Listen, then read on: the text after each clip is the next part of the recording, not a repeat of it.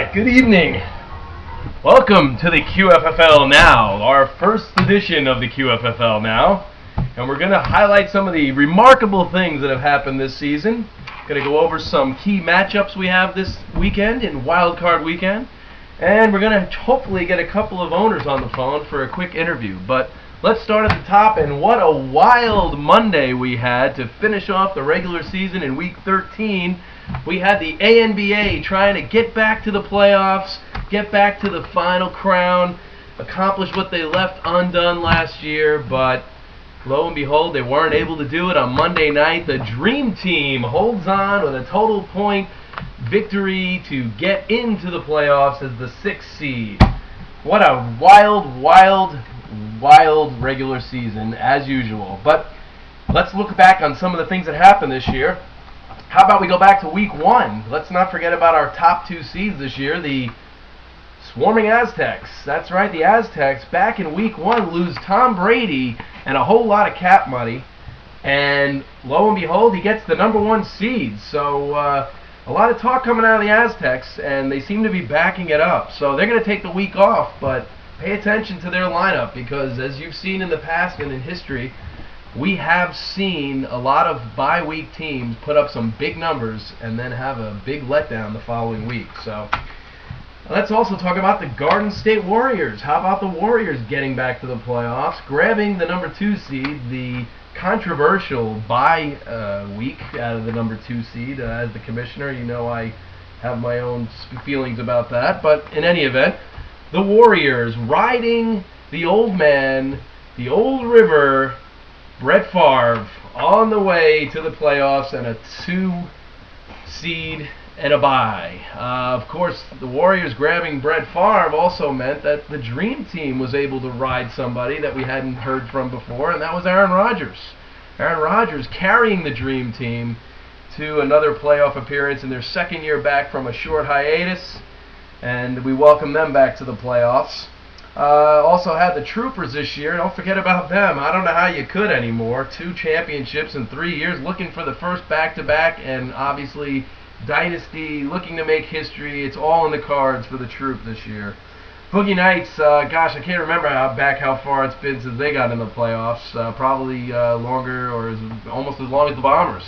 But in any event, Boogie Knights riding their rookie sensation, Chris Johnson. A nice pickup at the draft, carrying him through the season, and they look to do some damage this week.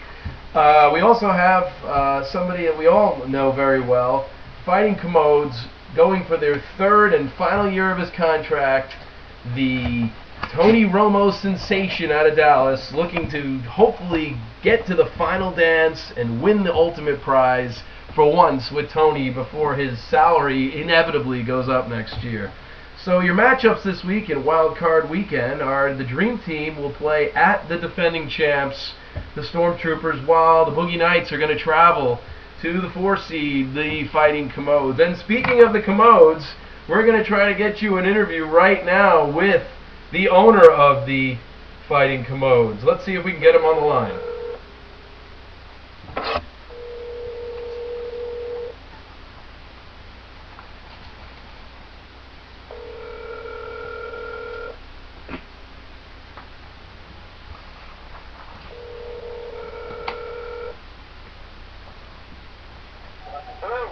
Yes, hi.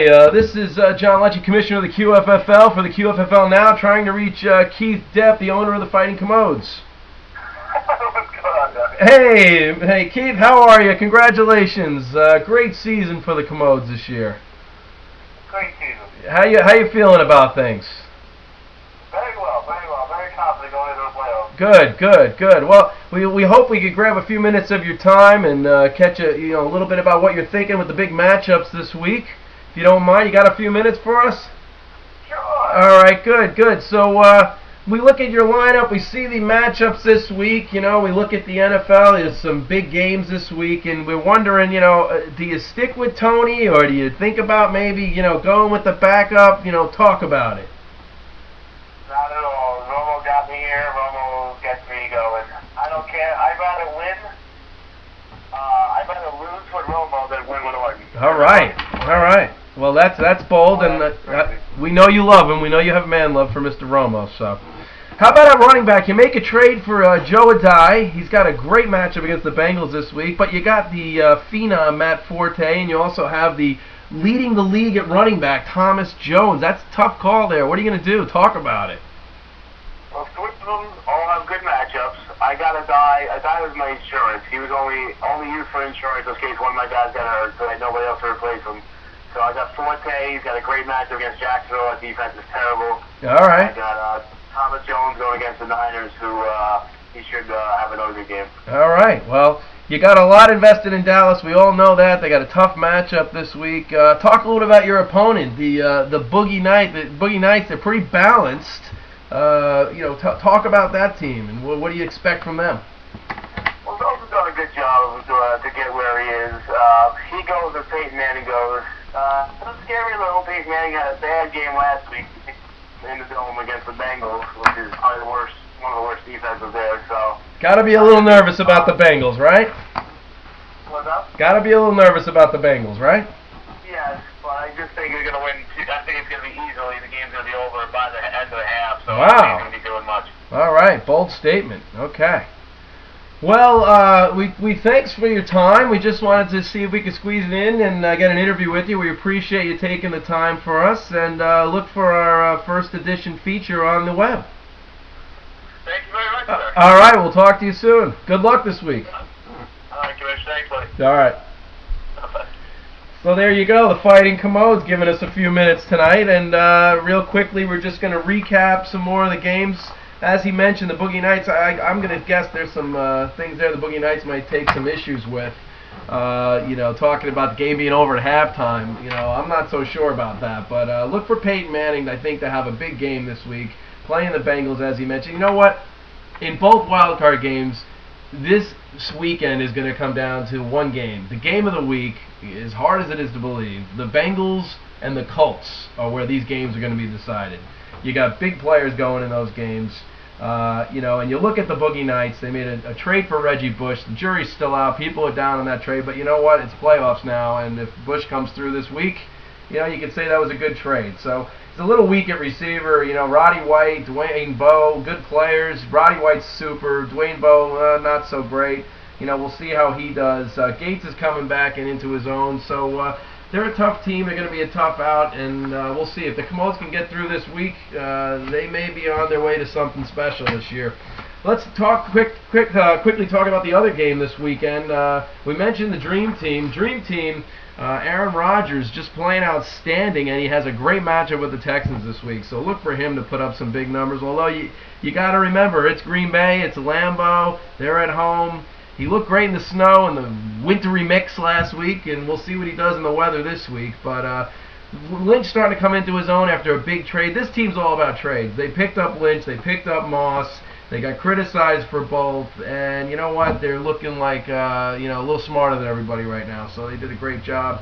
Dustin Keller, the phenomenal rookie for the Jets at tight end, playing well. And, of course, how can you forget Greg Jennings, the star receiver for the Dream Team. And lastly, just to highlight the, always seem to forget, but the unbelievably impressive defending champion Stormtroopers, led by Jay Cutler. Some tough decisions, and they're really going to need some production out of Ryan Grant this week if they're going to get it done. And he does have a good match against the Texans. They may run the ball a lot in that game, so look for them to put up some points. Not crazy about their receivers, but the old man Marvin Harrison may get something done this week. So look for some great games this weekend. We got great matchups. Like I said, keep your eyes on the Colts and the Bengals. That's where it's all going to come down. And I hope you enjoyed the first edition of the QFFL Now.